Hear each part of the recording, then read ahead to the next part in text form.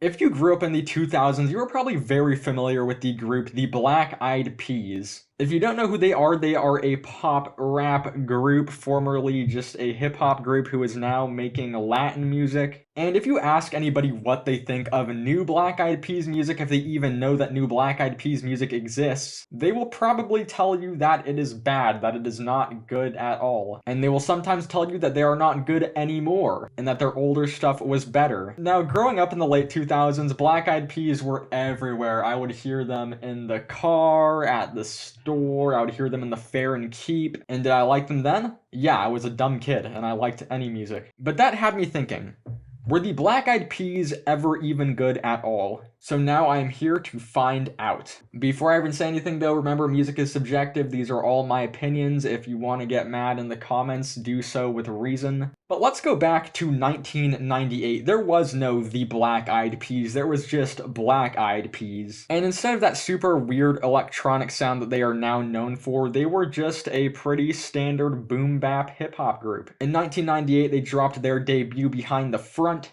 Look, I was not born in the 90s, so I don't exactly know the impact of this album, but I've heard that it was pretty critically well received when it came out. So I went into this album with completely fresh ears. I had no influence at all. I did not know what to expect. And yeah, it's kind of just your extremely standard and basic 90s boom bap hip hop album. It's alright, but there is really nothing special about this album whatsoever. It's not bad. The rapping is solid, the production is solid. It's overall just a solid album. But would I call it good? I mean, maybe it's not horrible. Look, the thing is that this album is just so completely unremarkable in the grand scheme of hip-hop and the grand scheme of music at all. Just looking at other rap albums that dropped that year, you had Miseducation of Lauryn Hill, Aquemini, Mos Def and Talib Kweli are Black Star, and it's just like that Black Eyed Peas completely pales in comparison to any of those. And even directly comparing it to other boom bap albums of that time, Big Pun's Capital Punishment completely washes it. So yeah, overall the debut is kind of just fine. I don't really have much further elaboration on it. It's just kind of a very forgettable, basic album. Then we have the second album, their sophomore release, and I have even less to say about it. Because once again, it is just a very standard boom bap album, and retrospectively looking at it, it completely sounds out of date considering it came out in the year 2000, when you had Eminem completely changing the game, you had Outkast completely changing the game, and many more rappers were straying away from that 90s boom bap sound already. So I don't know, for its time it ends up kind of sounding outdated, and yeah, it's not that great of an album. It's kind of slightly worse than the debut. So yeah, another unremarkable, standard boom bap album, not too much to say. So far I'm kind of coming to the conclusion that they were never necessarily good, maybe okay, but we're gonna see if their most popular stuff changes that. Because let's be real, nobody's really talking about Black Eyed Peas' first two albums. Let's go to when they became the Black Eyed Peas. So this is when they pick up the rapper slash singer Fergie and completely change their entire style. Now, a lot of people say that this is when they sold out, but in my opinion, like, what did you expect them to do? Keep making boom bap in the 2000s? Like, that would have been a terrible, terrible, awful mistake. But yeah, they reinvent themselves to become more of a pop rap group instead of just that classic 90s hip hop style. More along the lines of what Outkast was doing at the time. And how was it? I mean, it's alright. Look, I do think that there are some good tracks on here. I think the opener is pretty solid. Where Is the Love is iconic at this point, and Let's Get It Started is also pretty iconic now. There are some very sellout moments on this thing, though, like that Papa Roach track. God, what were they thinking? But yeah, overall, this thing isn't horrible. I wouldn't call it good at all, but just like their first two, it really doesn't stick out in the grand scheme of music. Like, it's just super forgettable. I just don't see why you would have, like, a list of hip-hop albums that dropped in the 2000s and then pick out this one. There's just, like, nothing special about it whatsoever. Also, Ella Funk is such a stupid fucking title. I hate it so much. And then their next one after that, Monkey Business, is just, like, the same thing, but significantly worse. It has My Humps on it, which immediately brings it down completely. And after this album, you will notice a pattern that the Black Eyed Peas continue to follow to this day. They find a sound. They make an album with that sound. It's fine. They go, okay, well, that kind of worked out. Let's do another one. but then they don't develop or explore the genre at all, so it just sounds like they ran out of ideas and make a worse album the second time. That's exactly what happened with the first two, and that's exactly what happened with the third and fourth, because Monkey Business is just a worse version of Elephunk. And yeah, like I just said, they just take everything that they did on Elephunk and then they don't like further push it. It's just the same shit, but worse. Monkey Business sucks. Also, why is Sting featured on here? Jesus Christ. But then, here we go. This is the point where people remember them. This is what people remember the Black Eyed Peas for when we get to their next album, The End.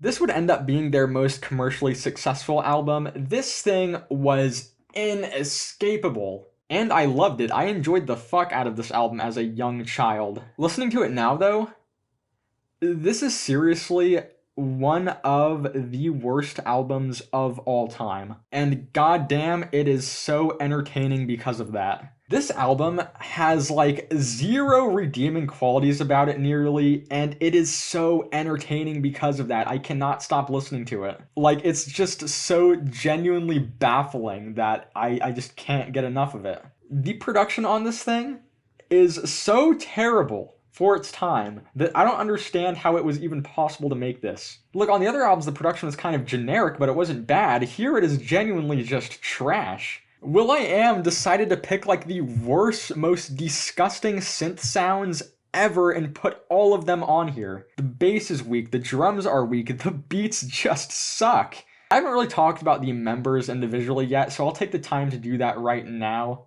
There's will.i.am, he's the main guy, he makes the beats and he raps. Fergie is the girl one, she sings and she raps. Taboo is there, and Apple the App. Good lord, this guy stinks. This guy, seriously, might be one of the worst rappers I have ever heard. Which is super weird because on the first two albums, I feel like he was the best one there. But after that, his rapping ability just falls off in quality so completely hard that I just don't understand how it happened at all. For some reason, whenever he has a verse on this thing, it sounds like he is rapping for the first time ever. Like, he always sounds completely nervous and unconfident on every verse. It's like he's scared of the microphone or something. Not only that, but his verses genuinely just sound bad to the ear. will.i.am buries him in the mix on this album. Like, listen to any song with him on it. It'll be a normal verse, and then once his part comes on, he's just super low. And even his songwriting just sucks. And look, that may not be saying much. This is a Black Eyed Peas album. I'm not going in for lyrics or anything, but man, like, at least Fergie and will.i.am are somewhat competent at songwriting. Apple the App is just like not keeping up. It gets to the point where this guy just straight up ruins songs. Like, Meet Me Halfway is fine, but then once Apple the App starts rapping, I just want to turn the whole thing off.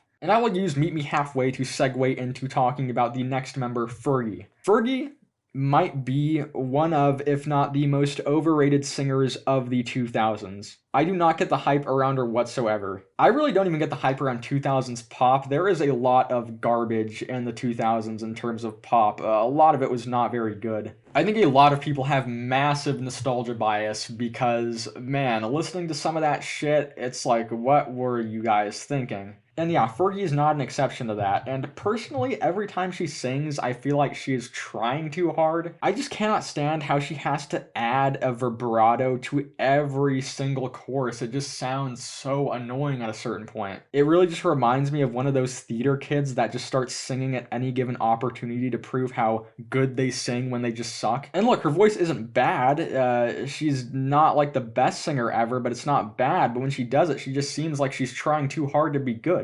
Okay, going back into the actual album though, this thing is hilarious. The song Ring-a-Ling is like seriously one of the worst things I've ever heard in my life, but it is so incredibly goofy that I cannot stop myself from listening to it. And Now Generation might be one of the most poorly aging songs I've ever heard. Yeah, do not reference social media apps in your songs. It will not age well, especially this. I unironically do like the song I'm a Bee though. I don't know what it is about this track, but I just enjoy it. I like the beat switch, and will.i.am's performance is probably like the best one that he's ever done. I don't know, it's a good song, but overall this album sucks. The production sucks, the performances suck, the writing sucks, but you know what?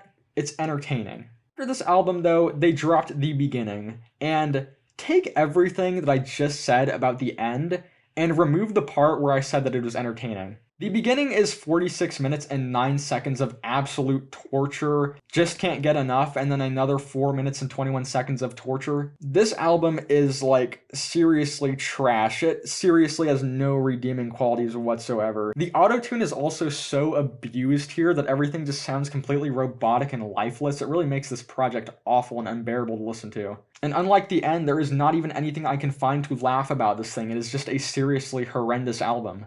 Like, I don't know why you would listen to this thing over the end. It just doesn't make any sense how bad this thing is. And that was the end of the Black Eyed Peas. Fergie left and the group stopped releasing albums. Black Eyed Peas kept going though. In 2018, they dropped Masters of the Sun, which is also just a very standard hip-hop album. It's not bad, and I actually kind of wish they kept going in this direction because it's kind of solid. It might be their best album, honestly. But no, they decided to completely sell out and start making the most boring, bland, and lifeless Latin pop music with zero redeeming qualities and zero effort put into them. It's like, wow, you guys are really just trying to cash out here. God damn, man. So, that brings us back to my initial question. Were the Black Eyed Peas ever even good? No. The Black Eyed Peas have never made a genuinely good album in their entire career as a group. Their albums are aging completely horribly and will continue to age bad as time goes on. As a new generation of music listeners who don't have rose-tinted glasses on come into the scene, there are going to be far less people who are actually actively checking out Black Eyed Peas and enjoying them, because there really is just no point to listening to them. Like, you have so many other iconic albums from the 90s and 2000s in the genre of hip-hop that the Black Eyed Peas just serve no purpose.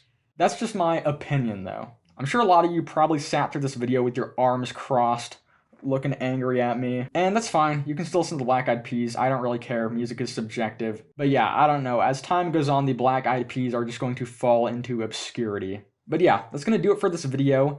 If you have any genuine arguments to any of my takes, feel free to throw them in the comment section. And yeah, if you enjoyed the video, please drop a like, subscribe if you want, I would appreciate it highly. And yeah, I will see you next time. Goodbye.